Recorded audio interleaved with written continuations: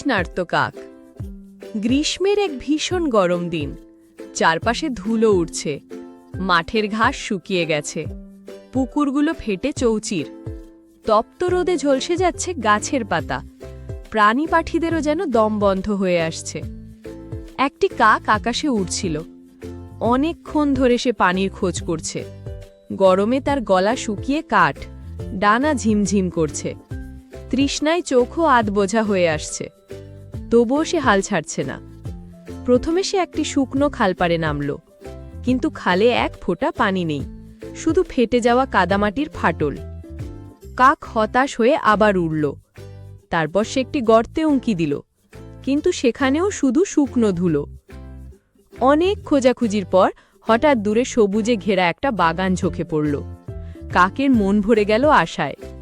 সে দ্রুত ডানা ঝাপটিয়ে বাগানে ঢুকল। সেখানে গাছের ছায়ায় একটা মাটির কলসি রাখা ছিল। আনন্দে কাক উড়ে গিয়ে কলসির মুখে বসল। ভেতরে উঁকি দিয়ে দেখল সত্যিই পানি আছে, কিন্তু দুঃখের কথা, পানি অনেক নিচে, ঠোঁট পৌঁছায় না।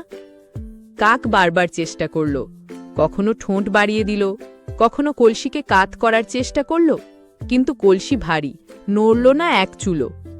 তার গলা যেন আরও শুকিয়ে যাচ্ছিল। কিছুক্ষণ ভেবে কাক চারপাশে তাকালো। মাটিতে ছোট ছোট নুড়ি পাথর ছড়িয়ে আছে। তখনই তার মাথায় বুদ্ধি এলো। সে ভাবল, যদি এই পাথরগুলো কলসির ভেতর ফেলা যায়, তাহলে হয়তো পানির স্তর উপরে উঠবে। ভাবামাত্র কাজ। কাক ঠোঁট করে একটি পাথর তুলে কলসিতে ফেলল। টুপ করে শব্দ হলো, পানি সামান্য নড়ে উঠল। কাক উৎসাহ পেল।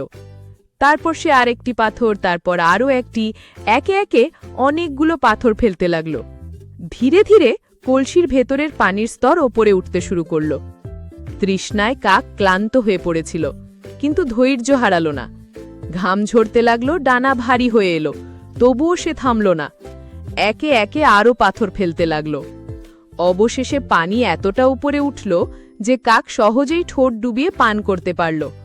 ঠান্ডা পানি গলায় নামতেই তার বুক জুড়িয়ে গেল। ক্লান্তি দূর হয়ে গেল মুহূর্তেই। কাক আনন্দে আকাশে উড়ে গেল। উঁচু থেকে সে কলসির দিকে তাকিয়ে বুঝল, আজ তার তৃষ্ণা মিটেছে বুদ্ধি আর ধৈর্যের কারণে।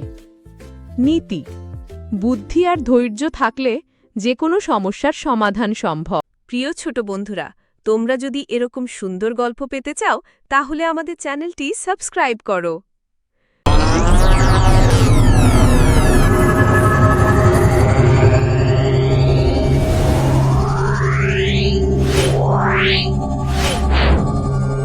Yeah.